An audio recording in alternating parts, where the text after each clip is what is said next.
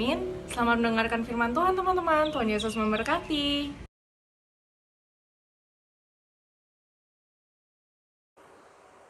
Salam, rekan pemuda GPIB Pasar Minggu yang dikasihi Tuhan Yesus.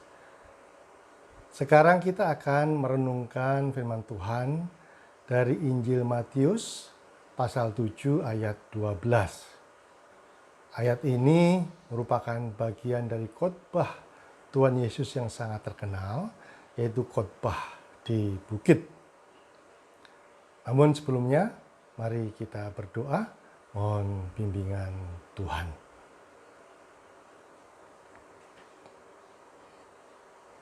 Bapa yang kami muliakan di dalam Tuhan Yesus, betapa kami bersyukur atas kesetiaan-Mu yang senantiasa menyertai kami dalam menjalani kehidupan ini.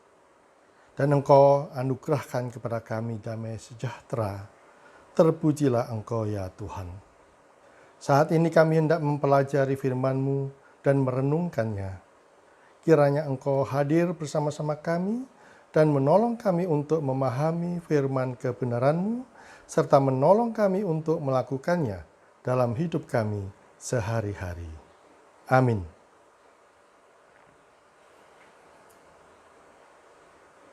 Mari kita membaca firman Tuhan dari Injil Matius pasal 7 ayat 12. Saya akan membacakannya.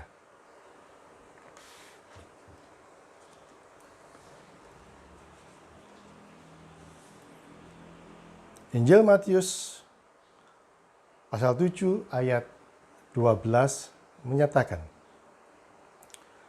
segala sesuatu yang kamu kehendaki supaya orang perbuat kepadamu, perbuatlah demikian juga kepada mereka. Itulah isi seluruh hukum Taurat dan kitab para nabi. Demikian firman Tuhan.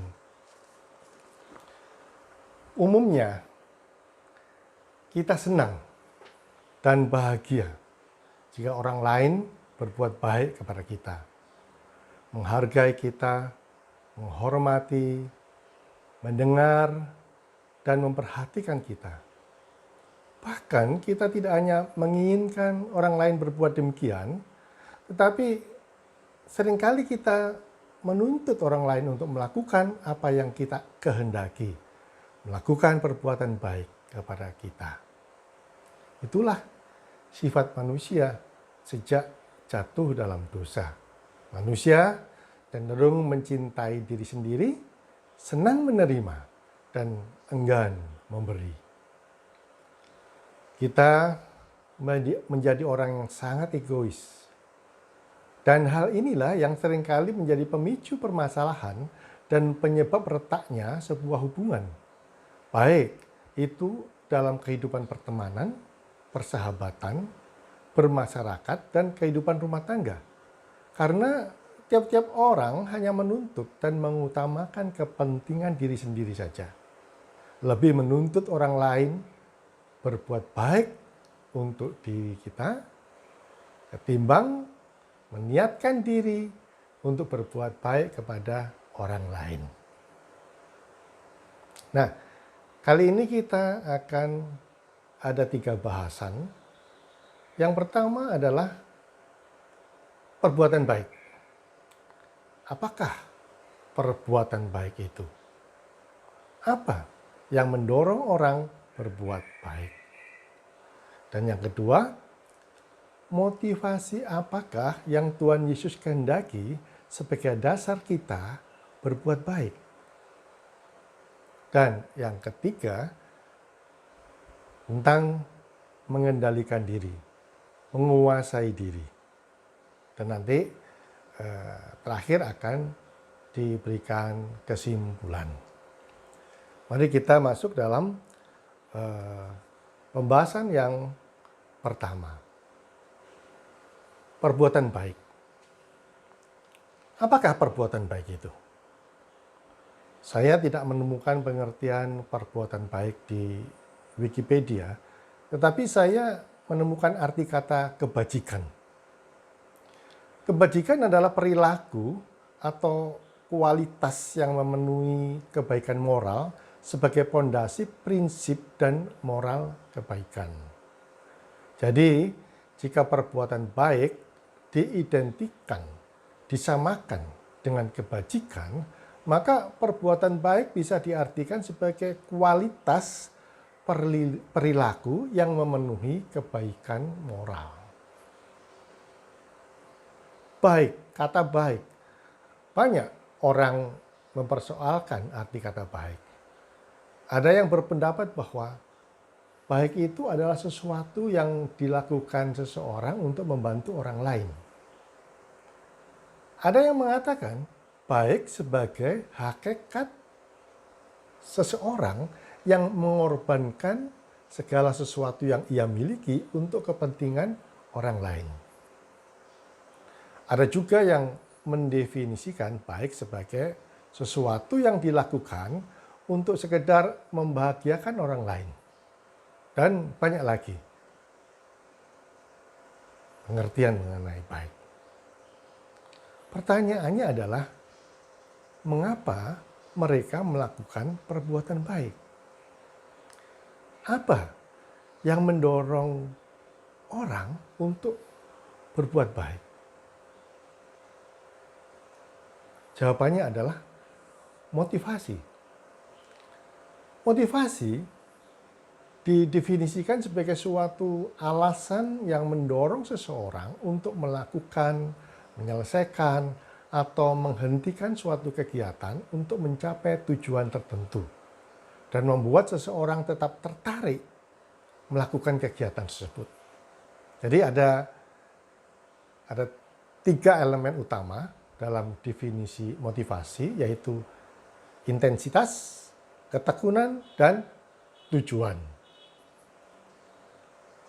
Contoh motivasi yang mendorong seseorang melakukan suatu perbuatan secara intens. Misalnya, seorang pemuda yang ingin menjadi pemain bola profesional karena dia melihat betapa hebat, terkenal, dan mewahnya kehidupan para pemain bola seperti Ronaldo, Messi, Neymar, Mbappe, dan yang sekarang sedang naik daun, Aubameyang dari Arsenal. Maka segala aktivitasnya akan diarahkan untuk mencapai tujuan tersebut. Dia akan menabung untuk masuk akademi sepak bola. Dan setiap hari sebagian besar waktunya digunakan untuk berlatih bola. Dan dia tidak akan bosan-bosannya menghabiskan waktunya untuk berlatih terus. Itu karena dia termotivasi untuk mencapai tujuannya, yaitu menjadi pemain bola profesional. Atau seorang pemudi jatuh cinta dengan seorang pemuda, maka dia akan melakukan segala upaya untuk menarik perhatian dan mendekatinya. Boleh ya, contohnya pemudilah yang ini yang lebih aktif. Dia akan berpenampilan semenarik mungkin, memberi perhatian lebih, dan ikut bergabung pada komunitas di mana pemuda tersebut berada. Misalnya, si pemuda hobi gowes, maka dia juga mungkin belain beli sepeda gowes untuk gowes. Walaupun dia tidak begitu suka gowes. Jadi kegiatan bersepeda yang dia lakukan bukan karena hobi, tetapi didasari oleh motivasi untuk mendekati dan mendapatkan si pemuda idamannya. Nah, itu sekedar contoh saja ya. Nah, identik dengan kasus tersebut, apa motif kita sebenarnya dalam kegiatan pelayanan di gereja? Apakah karena suntuk sendirian di rumah sehingga bergiat di gereja sekedar dapat teman, atau karena pelayanan kepada Yesus Kristus? Mari kita bertanya ke hati kita masing-masing. Seseorang berbuat baik karena didorong oleh motivasi dengan tujuan tertentu. Misalnya, Seseorang berbuat baik karena selain bermanfaat bagi orang lain, kebaikan itu juga membuat dia lebih dihormati. Dan dia sangat menikmati hormat dan pujian. Dan jika dia menikmati dan bahkan lebih mengejar pujian dan hormat ketika menolong seseorang, maka motivasi dia untuk menolong orang yaitu untuk mendapat hormat dan pujian. Bisa juga seseorang berbuat baik supaya hatinya merasa tenang, supaya hatinya merasa bahagia karena sudah berbuat baik, dan merasa sudah menabung kebaikan sebagai tiket untuk masuk ke surga. Nah, itulah setiap perbuatan ada motivasi di belakangnya yang mendorong seseorang melakukannya. Jika manusia seringkali menilai orang berdasarkan penampilan fisik dan perbuatan yang kelihatan, maka Tuhan menilai seseorang itu dari hati dan dari motivasi. Coba kita perhatikan firman Tuhan dari Yohanes 2 ayat 24 dan 25. Saya akan bacakan. Yohanes 2 ayat 24 sampai dengan 25. Tetapi Yesus sendiri tidak mempercayakan dirinya kepada mereka karena ia mengenal mereka semua. Dan karena tidak perlu seorang pun memberi kesaksian kepadanya tentang manusia, sebab ia tahu apa yang ada di dalam hati manusia. Jelas bahwa dalam menilai seseorang, Tuhan Yesus melihat hati. Tuhan Yesus tidak perlu mencari informasi kepada orang lain atau mempercayai apa kata orang. Juga tidak bergantung dari perbuatan seseorang yang kelihatan dari luar saja. Tetapi Tuhan Yesus melihat motivasi yang mendasari perbuatan seseorang. Begitu. Sekarang mari kita masuk dalam pembahasan yang kedua, yaitu motivasi apakah yang Tuhan Yesus kehendaki sebagai dasar kita berbuat baik. Matius 7 ayat 12 yang telah kita baca tadi adalah pengajaran Tuhan Yesus mengenai kaidah atau hukum utama. Intinya adalah kasihilah sesamamu manusia seperti dirimu sendiri. Ketika ada seorang ahli Taurat bertanya kepada Yesus tentang hukum manakah yang terutama dalam hukum Taurat, Yesus menjawab sesuai yang dinyatakan dalam Matius 22 ayat 37 sampai dengan 40. Saya akan bacakan.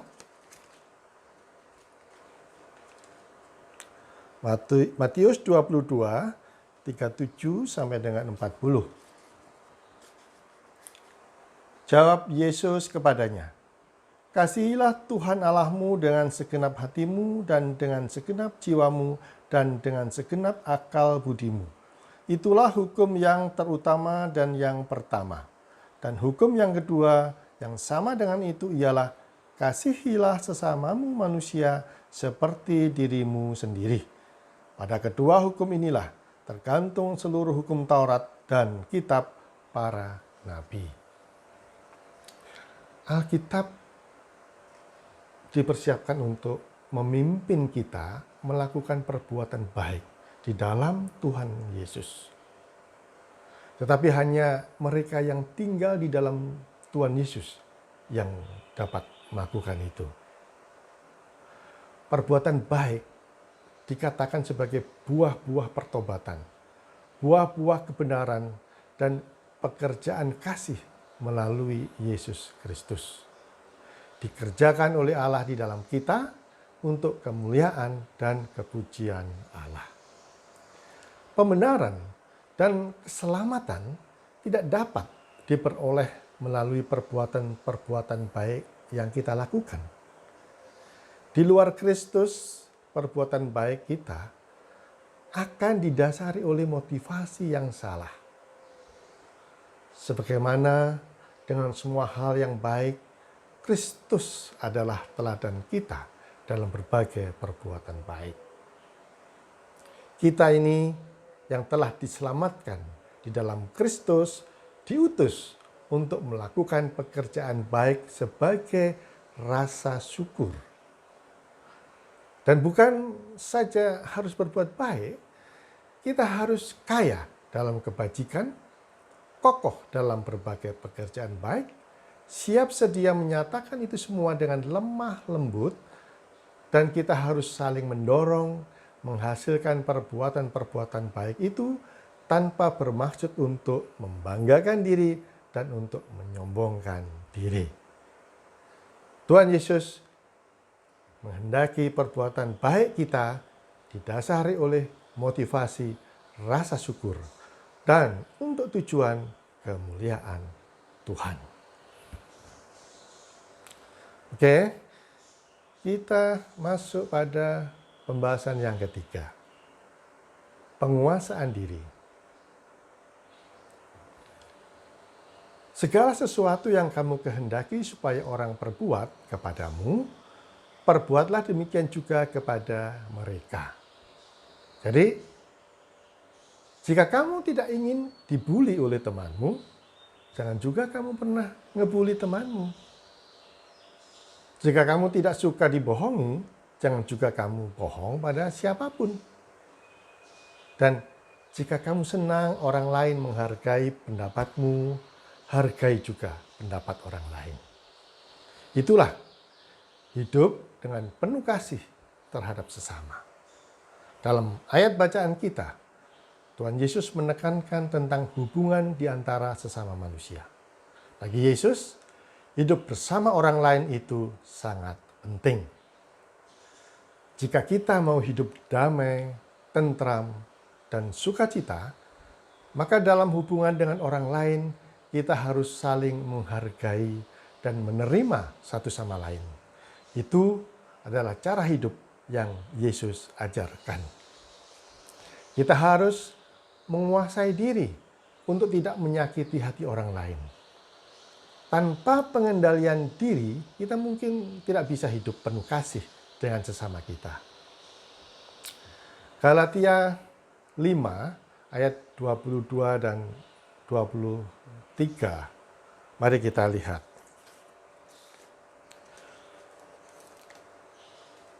Galatia 5 ayat 22 dan 23.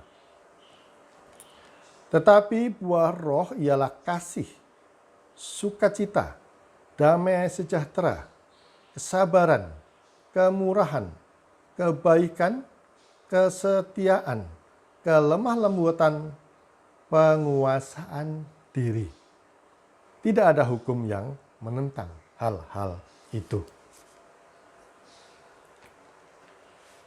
Salah satu buah yang Tuhan mau dari hidup kita adalah penguasaan diri.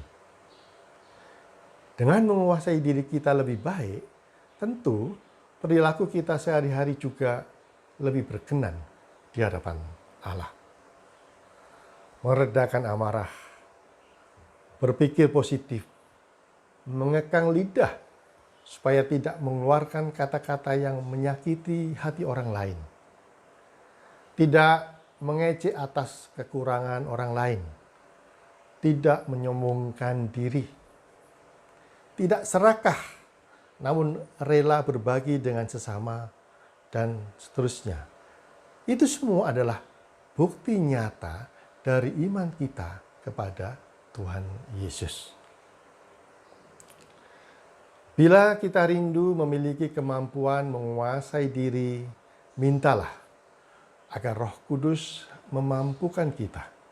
Sebab tanpa campur tangan Roh Kudus, kita tidak sanggup. Setialah bersekutu dengan Tuhan melalui doa, mendengarkan firman-Nya, dan bersaat teduh. Bersyukurlah dalam segala keadaan, maka kita akan tidak dikuasai oleh kedagingan.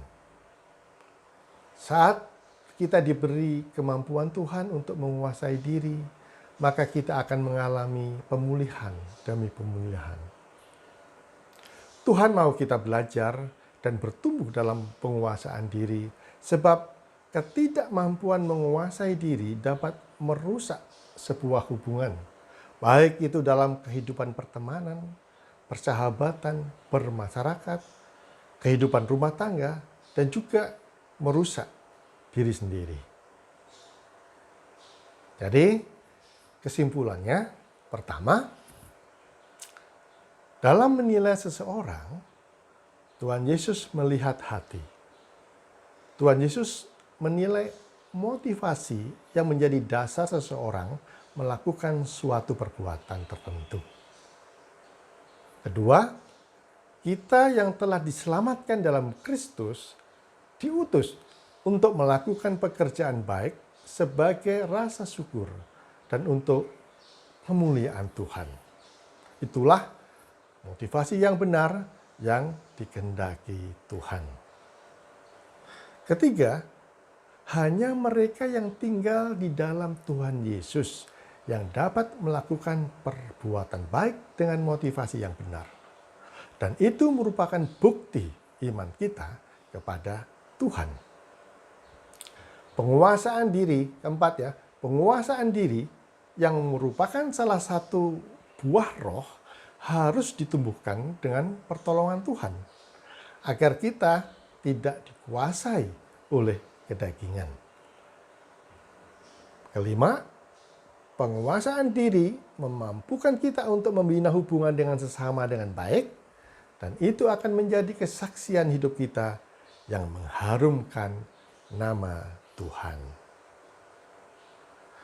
Rekan pemuda GPIB Pasar Minggu, sampai di sini PA kita kali ini.